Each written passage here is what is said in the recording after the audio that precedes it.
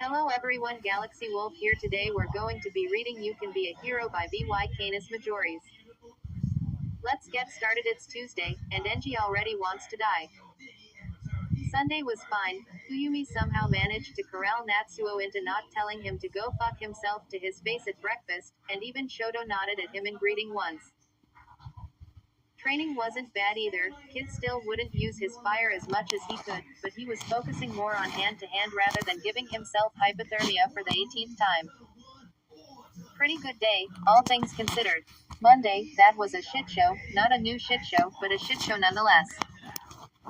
New recruits were hired, junior sidekicks to his senior ones, and it was like a bunch of high, newborn giraffes trying to walk around on ice. 3 of them set their own costumes on fire, their own fucking costumes, which are supposed to be fireproof, and another 2 knocked each other out. Those 2 weren't even sparring, they were carrying files for one of the secretaries. It took his deep breathing exercises and some migraine medication to stop Enji from losing his mind and putting new scorch marks on the ceiling, today, on what could have been a fine. Upstanding Tuesday, Enji has stopped one mugging. Some asshole tried to steal an older woman's purse but was quickly beaten down with said purse. And Enji had to stop her from actually killing the man. One attempted robbery, a new sidekick to some backwater agency tried and failed to stop this one, ended up knocking themselves and one of the robbers out and Enji had to stop the rest. And one attempt of arson. A pair of college students tried to set some unfaithful boyfriend's car on fire. Given just how shitty the car was to begin with, Enji was tempted to let them be, but their attempts at setting it on fire were so horrible that he had to step in before they hurt themselves. Who tries to set a car on fire with a can of hairspray and a match? Not even a lighter, a match. Apparently the public education system is just as horrible as the heroic ones. At 4 in the afternoon, Enji wants to die. If he sees one more bright-eyed child looking for an autograph or a new sidekick or hopeful hero failing miserably at their own jobs, he will lose his mind. His breathing exercises won't hold through any more bullshit. A shout catches his attention. He looks down the street, scanning every passerby, car, and storefront, but nothing stands out. He moves quickly as another shout follows, and he finds himself at the entrance to an alleyway. A group of school kids, all in their early to mid-teens, jostle each other as they shout, "Seriously?" He checks his watch again, it's 4 in the fucking afternoon. Why aren't they at some clubs or something, or home? What do children have to do in an alleyway? Is literacy no longer a sought-after skill? He rolls his eyes and looks away, ready to set out, when the shouting gets louder. Enji has half a mind to yell at them to be quiet when glass starts breaking. Then, he has a full mind to chug coffee and pray for death after this, before he sighs and forces himself down the alley. The kids don't notice him. Too busy shouting and jeering and crowding around, a kid. Small, skinny, covered in dirt and broken glass, and Enji's flames rise up in anger before he can stop them. The kids notice and fall silent as one, eyes wide and faces pale as they take in the sight of the number 2 hero, looking tired, pissed off, and ready to set some shit on fire. He looks them over. Taking note of their school uniforms, some public one he doesn't know but will set his sidekicks on finding, and says, voice quiet but heavy, leaving no room for a reply. Everyone still in this alley in the next 5 seconds will find themselves blacklisted from every hero school in the next 3 counties over. The mad dash to get out of the alleyway would be funny. If Enji weren't already pissed off about the forms he'll have to fill out once his sidekicks figure out what shit school these kids are from.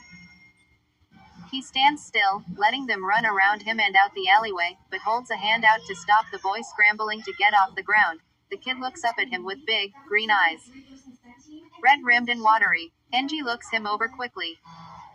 Same school uniform, they must all know each other, so it's something personal that led to this alleyway beatdown. The uniform is dirty and torn up, nothing like the other kids. It's old and worn, too, with patches added and past tears sewn up by an uneven hand, as if the kid did them himself.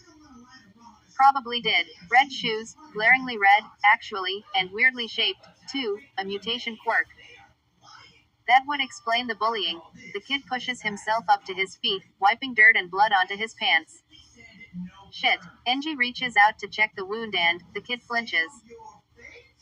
His green eyes go wide and his flushed face pales so quickly that Enji wonders if the kid's gonna pass out. Before the kid blurts out, "Your endeavor," Enji raises a brow and says nothing. He's doubtful there's anyone else his height and build wearing this costume and on actual fire. If there is, his lawyers are about to sue the shit out of them for stealing his copyright. He makes to ask to see the kid's hands, when the kid's eyes flash with fear as he looks around himself. His eyes land on the dumpster and relax, filling with both relief and, disappointment isn't the right word. Resentment, maybe, as if he expected this and worse and was unhappily correct in his guess. He glances back to Enji, making sure he hasn't moved, and Enji really should be moving on. He's supposed to try and get more publicity today before he takes the next week off to train the new sidekicks, and yeah. Talking to kids is important, but so is paying his dues to make sure the new recruits aren't going to sneeze and set a building on fire, but he stands still. Letting the kid do whatever the hell it is he's doing, this can count as his break, he thinks. Fuyumi has been telling him to take more of those. She'll be relieved when he tells he that he stopped chasing crime to let a watery bush of a child search through a dumpster, for some reason that happens to be related to him. Endeavor, the number 2 hero, who is currently standing in an alleyway watching a wisp of a child try and look into the dumpster and fail miserably. The dumpster is taller than him. How old is this kid? 8. Christ. He holds back his sigh. His publicists have informed him that sighing out flames tends to make people more fearful than endeared toward him. Which is something he apparently doesn't want to have happen, even if it means less people bother him while he's doing actual work. He walks over, being sure to make some noise so the kid doesn't jump out of his skin again. The boy looks up at him, eyes wide. Just how big can a child's eyes be? They're nearing doll-like proportions. He remembers hearing some of the current Uwa-brats use the term, resting baby face, to describe someone's sibling the last time he gave a lecture there. This must be what they meant. Instead of getting older, this kid just got slightly taller and skinny rather than baby chubby. He ignores the kid's still watery gaze and looks into the dumpster beside him. Trash, old food, broken bottles, and, well, that is fitting, isn't it? He smiles, then forces the smile away as he looks down at an All Might-themed backpack resting in the trash. On the one hand, there is no place better for that blonde fool's merchandise than the trash. On the other hand, this small green boy is quietly wiping tears and blood from his face, and Enji doesn't want to deal with even more tears. He reaches in, avoiding the garbage, and picks up the trash backpack. He holds it out to the boy, who looks up at him again with those huge eyes, less teary and more starstruck now. Ah, good. A fanboy. He really should have avoided this alleyway. The kid reaches out, and he catches sight of a few bloody, torn-up knuckles. Kid must have either tried to fight back or run. Probably run. He doubts this kid knows how to throw a punch. He looks the kid over again, checking for any other injuries. The kid is skinny, no muscle, no nothing. He looks like a stiff breeze could knock him halfway across the Pacific. But his hands have scars knotted across them beneath the blood, the kind you don't get as a nerd who hides in his mom's house after school. They're the kind you get from being repeatedly slammed into gravel and scrabbling back up to your feet to keep running. There actually is gravel in the bush that makes up his hair, small pebbles and small bits of glass interspersed among the green curls. His face is, well, he looks like a toddler, to be honest. Huge green, watery eyes, face spackled with freckles, and scars, too. They're hard to see, under all the freckles and what looks to be some makeup, but Enji knows his shit. Yeah, number 2 isn't number 1, but it's damn hard to get to his spot, and he knows it. He worked hard for it, worked hard to be strong and strategic, and strategy requires observational skills. A few faint ridges of other scars peek out beneath the veneer of makeup, and he can actually see a few darker ones around the kid's shoulders. Where his school uniform pulled askew from all the bullshit with those bullies, there. What are they, exactly?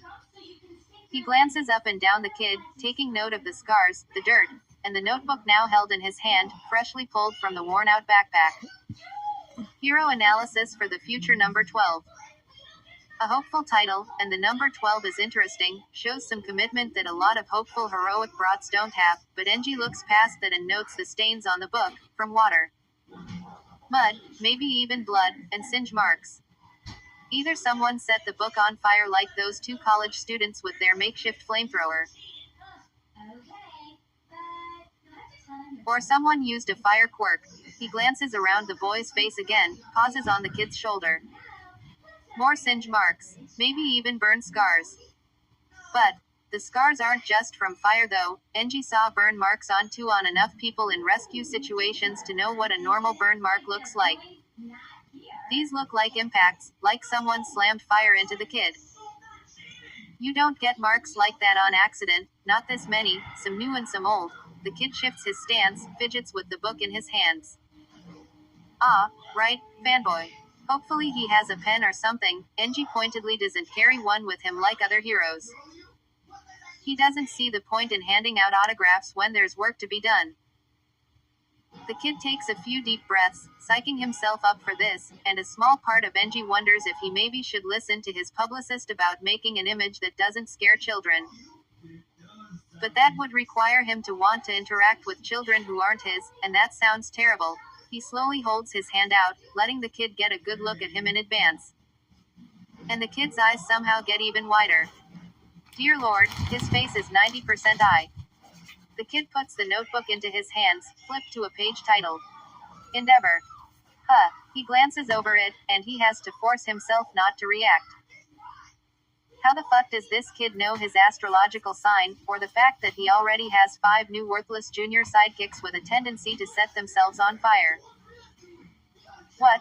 He quickly scans through the rest of his entry as he takes a pen from the boy, and he signs above his name as he says, "This is some good analysis work. Someone teach you it." The eyes that take up his entire facial structure widen impossibly more, and the kid says, voice wobbly, "No, it's a hobby of mine, a hobby." He glances over it again, takes note of that number 12 on the cover, then hands it and the pen to the kid. "It's good work, better than what my sidekicks put out. An unfortunate truth. The number of times he's had to tell a grown adult to use their eyes, or other senses, on the job makes him want to retire and become a sheep farmer.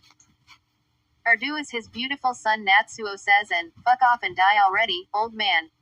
Calm breaths. If the boy's eyes widen even more, Engie thinks his eyeballs will actually fall out of his face. He nods to the kid and says, "Get yourself looked over. Your bullies will be dealt with."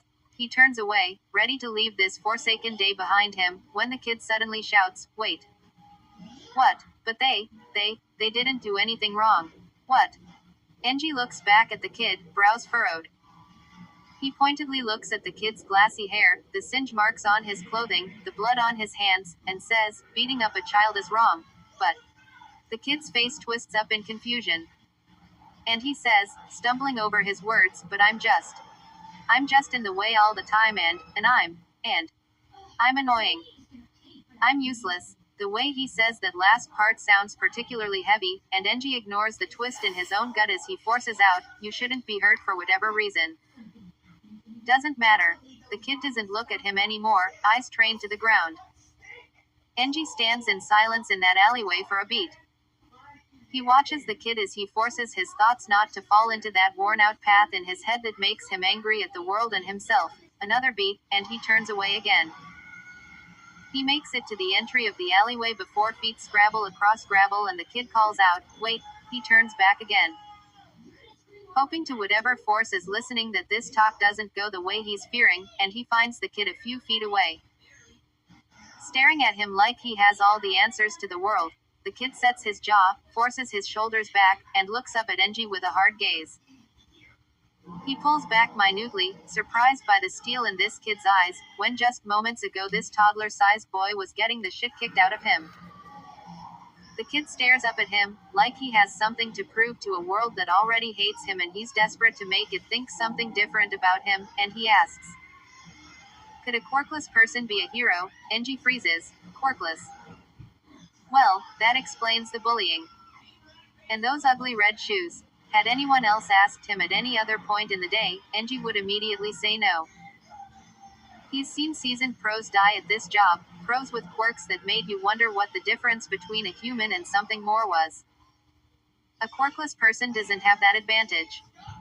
Sure, they also lack the disadvantage, can't overheat from a fire quirk if you don't have one. But that advantage is the line between life and death in this world. When he looks at the determination and pain in this kid's eyes, the way the kid is setting his jaw to stop from crying.